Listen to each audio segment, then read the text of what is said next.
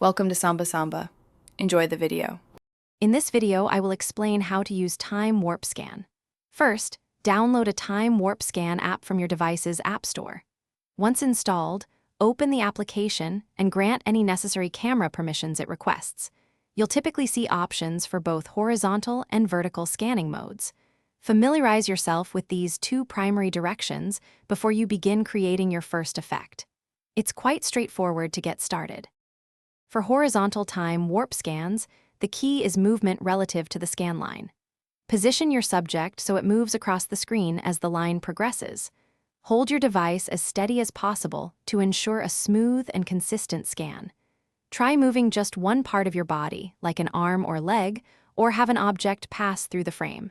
This creates fantastic stretching and distorting effects. Now, let's explore dynamic vertical scans. Here, you'll typically move your device either upwards or downwards, or keep it still while your subject moves vertically.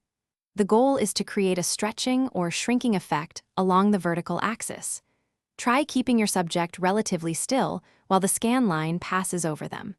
This can make objects appear to grow taller or shrink shorter in a fun, distorted way. To get the best results, always ensure you have good lighting. This helps the app capture clear and vibrant images. Practice different movements and timings to truly master the effects you want to achieve. Don't be afraid to experiment with various speeds and directions. Once you've created some amazing time warp scans, remember to save them and share your unique creations with friends and family. Have fun. Thanks for watching.